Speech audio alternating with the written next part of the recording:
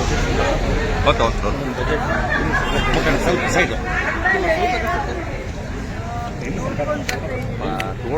ಪದೇ ಪದೇ ಕರ್ನಾಟಕ ರಾಜ್ಯಕ್ಕೆ ಕೇಂದ್ರ ಸರ್ಕಾರದಿಂದ ಅನ್ಯಾಯನ ಸರ್ಕಾರದಿಂದ ರಾಜ್ಯಸಭಾ ಮೆಂಬರ್ ಆಗಿ ಸಿಗ್ತಾರಂತ ನಮ್ಮ ರಾಜ್ಯಕ್ಕೆ ಬರಬೇಕಾದಂಥ ಕೇಂದ್ರದಿಂದ ಬರಬೇಕಾದಂಥ ಅನುದಾನವನ್ನು ಕೂಡ ಬಿಡುಗಡೆ ಮಾಡ್ತಾ ಇದ್ದಾರೆ.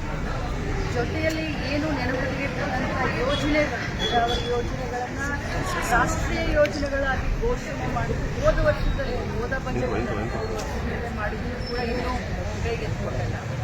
ನಮ್ಮ ರಾಜ್ಯಕ್ಕೆ ಯಾಕೆ ಇಷ್ಟೊಂದು ಅನ್ಯಾಯ ಮಾಡ್ತಾರೆ? ಯಾಕೆ ಕರ್ನಾಟಕ ರಾಜ್ಯದ ಜನತೆ ಬಿಜೆಪಿಗೆ ಮತ ಹಾಕಿ ಸಾಕಷ್ಟು ಪಾರ್ಲಿಮೆಂಟ್ ಚುನಾವಣೆಯಲ್ಲಿ ಅಷ್ಟೊಂದು ಸದಸ್ಯರನ್ನು ಕಳಿಸಿಕೊಂಡು ಸರ್ಕಾರನೂ ಕೂಡ ನಮ್ಮ ರಾಜ್ಯಕ್ಕೆ ಜೊತೆಯಲ್ಲಿ ಬಿಜೆಪಿಯಿಂದ ಗೆದ್ದು ಹೋದಂತ ಬಹಳಷ್ಟು ದೊಡ್ಡ ದೊಡ್ಡ ಜನ ಇದ್ದಾರೆ. ಮಾಜಿ ಮುಖ್ಯಮಂತ್ರಿಗಳಿದ್ದಾರೆ, ಬೊಮ್ಮಾಯಿಯವರಿದ್ದಾರೆ, ಶೆಟ್ಟರ್ ಅವರಿದ್ದಾರೆ, 3-4 ಬಾರಿ ಶೋಭಾ ಕರಂದ್ಲಾಜೆ ಅವರಿದ್ದಾರೆ. ದೊಡ್ಡ ದೊಡ್ಡ ಧೀಮಂತ ನಾಯಕರು ಬಿಜೆಪಿಯಲ್ಲಿ ಇದ್ದಂಥವರು ಕೂಡ ರಾಜ್ಯಕ್ಕೆ ಆದಂಥ ಅನ್ಯಾಯದ ವಿರುದ್ಧ ಒಂದು ಶಬ್ದ ಕೂಡ ಮಾತನಾಡಲಿಕ್ಕೆ ತಯಾರಿಲ್ಲ ಅನ್ನೋದು ನಮ್ಮ ದುರ್ದೈವ ಅಂತ ಹೇಳಿದ್ದಾರೆ.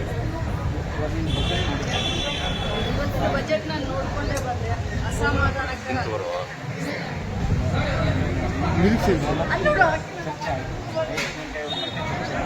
ಮಹೇಶ್ ತೆಂಗಿನಕಾಯಿಯವ್ರಿಗೆ ಮಾಡಕ್ಕೆ ಕೆಲಸ ಇಲ್ಲ, ವಿರೋಧ ಪಕ್ಷದಲ್ಲಿ ಕೂತ್ಕೊಂಡು ಒಬ್ಬ ಅವ್ರಿಗೆ ಮಾಡಕ್ಕೆ ಕೆಲಸ ಇಲ್ಲ. ಅವರು ಇಡೀ ರಾಜ್ಯಕ್ಕೆ ಅಂತ ತೋರಿಸ್ಲಿಕ್ಕೆ ಪ್ರಯತ್ನ ಮಾಡ್ತಾ ಇದ್ದಾರೆ. ಒಂಥರ ಬಲೂನ್ ಇದ್ದಂಗೆ ಅವರು, ಯಾವಾಗ ಹವಾ ಹೋಗುತ್ತೆ ಗೊತ್ತಿಲ್ಲ. ಮಹೇಶ್ ತೆಂಗಿನಕಾಯಿ ಅವರ ಒಂಥರ ಬಲೂನ್ ಇದ್ದಂಗೆ, ಅವ್ರಿಗೆ ಮಾಡಕ್ಕೆ ಡೌನ್ ಮಾಡು. ಈಗ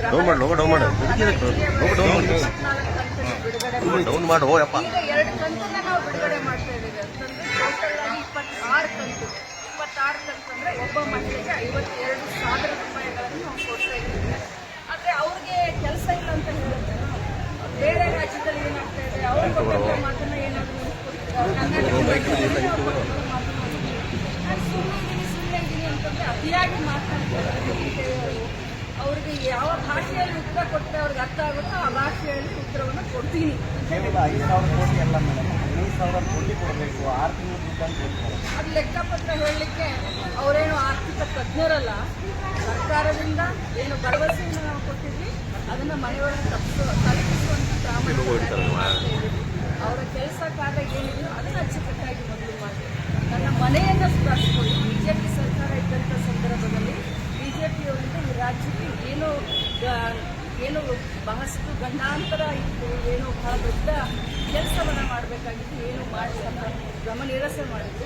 ಈಗ ನಾವು ಮನೆ ಮನೆಗೆ ದುಡ್ಡನ್ನು ತಲುಪಿಸ್ತಾ ಇದ್ದೀವಿ ಅಂತ ಪ್ರತ್ಯೇಕ ನಿಮ್ಮ ಪ್ರಕಾರ ಎಷ್ಟು ತಿಂಗಳು ಬ್ಯಾಲೆನ್ಸ್? 5 ತಿಂಗಳಿಗೆ ಬ್ಯಾಲೆನ್ಸ್ ಇತ್ತು. 2 ತಿಂಗಳು ಮಾರ್ಚ್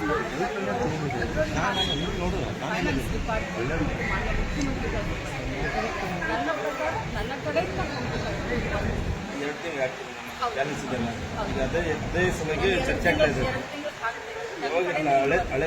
ಯಾವಾಗ ಅಂತ ಜನರಿಗೆ ಒಂದು ಬ್ಯಾಲೆನ್ಸ್ ಏನಿತ್ತು ಅದನ್ನ ಈಗ ಹಾಕಿನೇ ನಾನು ನಿನ್ನೆ ನನ್ನ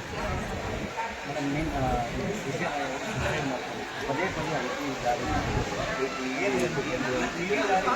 ಬಹಳಷ್ಟು ನಾಯಕರು